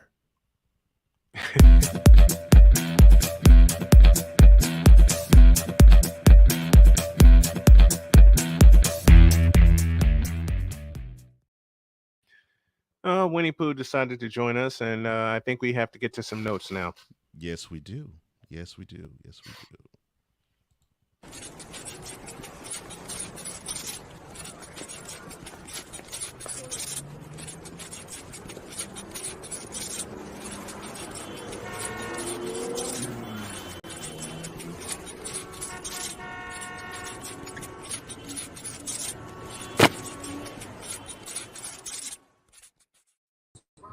Atlanta Braves have the best record in baseball, and yet no one's talking about them. But this man will. Jay Spivey joins us now on the Invader Coffee guest line. Good morning, Jay. Good morning, gentlemen. How are you? They do? I need how dare the news don't report all this? Well, you know, Actually, shame on them. Cole, actually, before we get going, guys, I just heard your previous segment. Cole, you feel? I'm gonna guess you're probably not gonna be going to any Adam's Christmas parties. You were 100% absolutely correct, Jay. That was one of the best vending jobs I've ever heard in my life. Thank you, sir. I got one for I'm going to do one for tomorrow, and I want Jay to join me talking about the Seattle Supersonics. But I digress. Oh my goodness! Why there's not a team in Seattle is unbelievable. That's vomit-inducing too. Jay will join me for that on the afternoon show tomorrow. But we got this here right now. No one's talking about the Atlanta Braves. No one is talking about how dangerous the Toronto Blue Jays can be in the American League East. No one. I got a litany of teams. Yeah, and I'll add one. Baltimore Orioles, the Orioles, Miami Marlins, the Rangers, the Astros, Texas Rangers, the Milwaukee Astros, Brewers, the Giants, the Reds, the Reds. The Reds, the Reds. All the those Giants. teams you mentioned have not y'all gotten y'all any sense focus. a theme here, other than Houston. Those are all small market teams, exactly. And they all are doing that four-letter network refuses to show any of those teams. Mm-hmm. And yet they are all excited. The last 2 weeks, they announced that next week the Orioles are on next Sunday night, but they should have been on last night when they played the Rays. For first place in the division. Yes. But for heaven's sake, Sunday night game. They're playing next Sunday night against the last place Yankees. I was gonna say, which of the power brokers are they playing? Is it the Red Sox or the Yankees? They're playing the For Yankees. heaven's sake, they played the Rays and beat them. Yes, beat them 3 out of 4. 3 out of 4. 3 out of 4 to now wrest control away from them to now own the AL East lead. Yeah. And how bad is it for the Rays right now? Let me start with Jay. Man, they started. How so bad hot. is it for the Rays right now, for them to have fallen on tough times that they have? And I'm being nice when I say that. Thank you, Ryan McCarthy, for that comment. And I know that's what Cole's laughing at. But the Rays have fallen bad. What's going on in Tampa? Well, listen, I appreciate what the Rays have done over the years as a small market team in a dumb little stadium.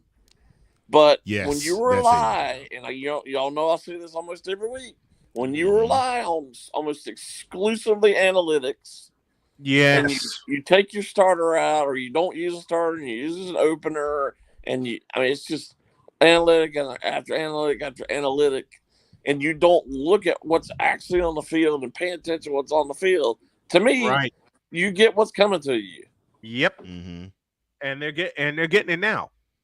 They are y'all think the Orioles are good now? They have a list, a whole roster full of guys coming up that y'all have never even heard of before.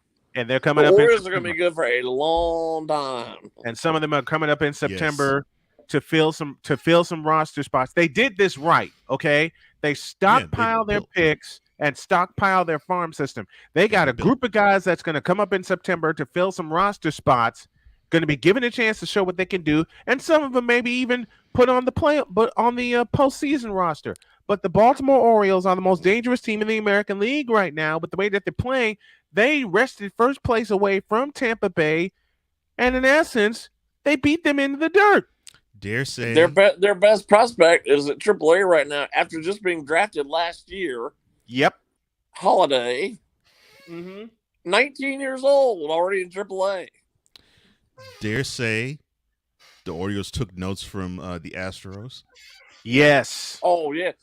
Matter of fact, I believe, Cole, you correct me if I'm wrong, I believe the Orioles' current general manager was assistant general manager with the Astros, correct? That is correct. Yes, that is correct. That is correct. That is correct. So yeah, there's a lot of he took all those notes to Baltimore. Now look what Baltimore's doing. They loaded with talent. Houston's reloading their farm system. Okay, so we know the Astros are going to be around for a while, but I want to get to Atlanta. I want to get to the Braves. They have the best record in baseball, and no one except us has the nerve to talk about them. Unless it's local in Atlanta, no one on the national stage is showing any kind of flowers to the Atlanta Braves right now. I'm gonna use a perfect example. I watch baseball I'll watch it a lot. Yes, whether it be the Braves or any other team. Now Friday night, I was sitting there watching MLB Network, and it was 10 o'clock, so most of the early games were over. Right. And the three panelists on there got on there, and they said, "We realized the Braves are in first place, but they listed three different teams who had the better chance to win the World Series." Wow. They were the Dodgers, the Astros, and who was the other one? It might have been Baltimore, but it was not the Braves. And they have by far the best record in baseball right now. And only one of those teams has a legit chance right now. And of course, I'm talking about Houston because they've been there. I totally agree. Yeah, the only one of those teams that they listed who has a legitimate chance to win the World Series in that list right now are the Houston Astros. For the simple reason of experience. Here's why I think people are not talking about the Braves now. And I see the parallel as to why they didn't talk about them 3 decades ago. When they, other than when they had the stable of starting pitching arms of Smoltz and Glavine and Maddox and Avery at the first part and Steve Avery. First part of that stretch. You see this team do well in the regular season, and then when they get to October, they sputter. And I think now you're starting to feel similar vibes when it comes to this team, although they did hold the World Series trophy in 2021. Last year, I think, put a bad taste in the national reporters' mouths in terms of the Braves, where it's like, okay, we're not really going to pay attention to this team until the calendar turns into October, because we want to see then if they are going to be the team to beat. Yeah, because I think they got spooked hard in that NLCS when the Phillies got a hold of them, and seemingly, correct me if I'm wrong, Jay. Seemingly, ever since then, the talk with the Braves has been, okay, they are a good team. They have some good stock. October with them. Oh, that's always been an issue. Yeah. To me, and I watch them almost every day. To me, their biggest problem right now is whether it be starters or relievers, their pitching core is just decimated by injuries. Right. And that looks like 2 or 3 of them are getting ready to come back, but still, their bullpen is just shot all to pieces. Do they have enough? But is there enough time? They may get some pieces. They maybe get some pieces back, but is there enough time for them to gel into October? I think so. I mean, they got such a margin of error. I mean, the National League East is, for all intents and purposes, over. I mean, the question is, they have close to a double-digit lead. So they're not. Nobody in the National League is going to overtake them for best record in the National League. So I don't see that being a major issue. And it really doesn't matter. The Orioles, I believe, are 4.5 games behind them for the best record in baseball. But that, I mean, to me, that's like, who cares at this point? They shouldn't even focus on that. If they get it, fine. If they don't, they get it, fine. I mean, if they can, and don't forget the trading deadline is next Tuesday. Right. So if they can get a reliever or two, or maybe a starter, and then Fried's coming back probably the end of this week or early next week. Sounds like AJ Minter's coming back probably the end of this week or next week, and then Dylan Lee's probably coming back in the next 2 weeks probably, and then Jesse Chavez is coming back probably about mid-August. Yeah. So I mean, they're going to get some pieces coming back. That's good huge timing. That's huge. And they're coming back at the right time too. And they're going to hopefully, Kyle Wright will come back by the end of August, 1st of September. Right. So you're going to get some pieces, and their bullpen is just, they're running on fumes. Yeah. I mean, let's look at the National League West. The Dodgers are in front, but the two teams that are chasing them, the Diamondbacks and the Giants, are 4 games back. You know what? I hate to say this. Well, let's start the beginning of the season, and then even up till now, these so-called experts, so-called, stupidly picking the Padres to win the West. Man, those predictions were flying out. How many times have we been bitten by the fact? Listen, the Dodgers have clearly underperformed in the playoffs. Mm-hmm. But how do you not pick the Dodgers to win the West? I don't understand it either. I do not understand that either. The Dodgers were my first pick to win the West, but the second pick is my wild card, and that's San Francisco. And they're in the midst of it. They are in the race for the wild card. They're only 4 games back of the Dodgers, and they see them again a couple of other times. But you know why everyone wasn't picking the Dodgers? Because they were so enthralled with what the San Diego Padres did. It's a soap opera. Playoffs, I agree. which is stupid to me, because they're. I agree. Jay, you just said it. They're a big soap opera right now, and they're not doing a damn thing. And they keep saying there's still time. No, listen, we played almost 100 games now. They are what they are. They're not going to get any better. They're not going to get. They're not. They clearly have. They clearly don't mesh well with each other. It's basically a group of all-stars. Well, and the funny thing is, that's all it is. The funny thing is, they didn't mesh well last year. They were very fortunate though to get to the NLDS.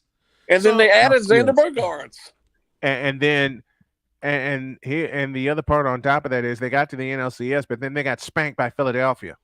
Right. They got spanked. They got spanked by Philadelphia. So, in my purview, we saw signs of this happening, I think 2 years back. Right. Where it's like, okay, this team just does not gel at all.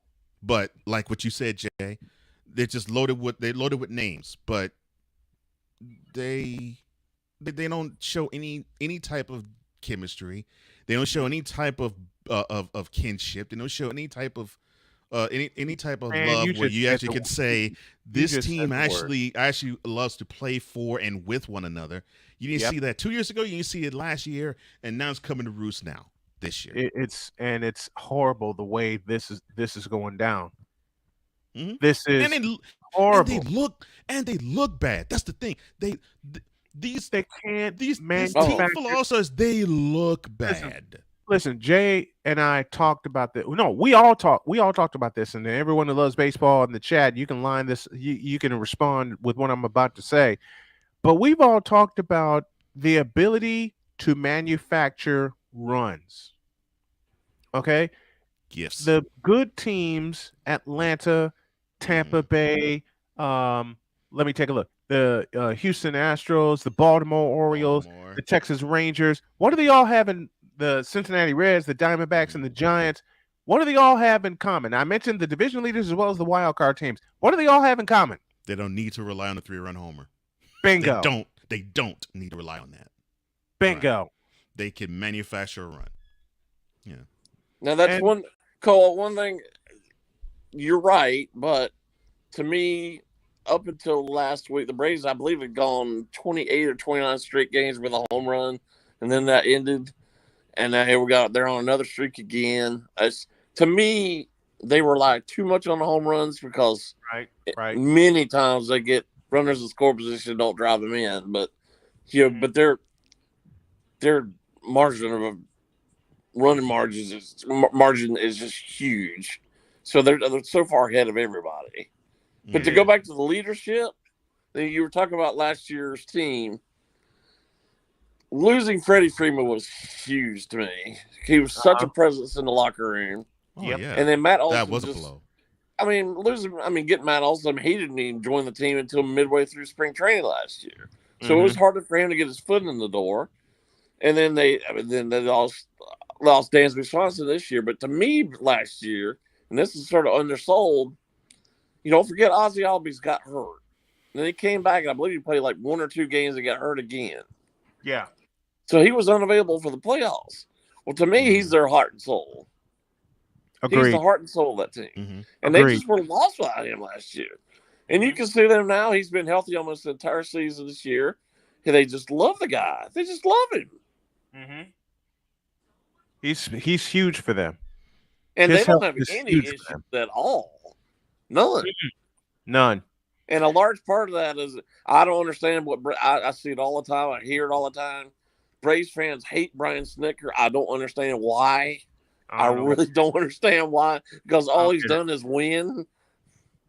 All the man has done is win. I don't know why they don't like that, but they do. I don't know why. The man just wins. I should say. And he's a good man, too. He is. Here's one of the more dangerous teams in the American League right now. Aside of Houston, who has a chance to snatch the AL West lead or tie for the AL West lead for the first time this year or being part of first place. I'm going to be crazy for saying this, but the most dangerous team right now resides in the American League East. The two most dangerous teams. One's the Baltimore Orioles. The other's the Toronto Blue Jays. Absolutely. I'll say it's about the Blue Jays. The Toronto Blue Jays are right on the precipice. You mean it wasn't the team that was on national TV last night? Hell no. Or the other team that was on the other on the same field last night? Hell no. Yes, the Red Sox and the Mets. Why was that game on TV last night? Because unfortunately represent the two of the biggest markets in America. And it's sad that is what's a barometer and not how well a team performs on the diamond. But the Blue Jays, in my estimation, they are the power brokers of the AL East because they can influence who's going to finish where in that division. And I mean, they can influence all 4 teams that they play in the division. Yeah. That to me is why I say whether they are spoilers or whether they are contenders, they do to me control how the rest of that division is going to go from here until when it's over in October. And Cole, a lot of people think Toronto is a small market team. It's actually not at all. They're not. No, Toronto it's is one of the largest cities in North America. Yeah, it's a large city in Canada. Yes, no. And aside from the Yankees and Red Sox, who I don't think have any chance of winning the East. No, I don't think they do either. They have the most money in the East. That the Blue Jays are loaded with money. So it's a trade deadline. I mean, they could add pieces galore. And they're probably going to. And they're probably going to. Running out of time, but Jay Spivey joins us as he does every Monday to talk all kinds of stuff. It's a baseball special today, and it's going to be a baseball special. It's going to be a lot of baseball throughout the end of the season. Jay, thank you for joining us, my friend. Really appreciate it. Thank you, gentlemen. Good seeing you, brother. All right, take care.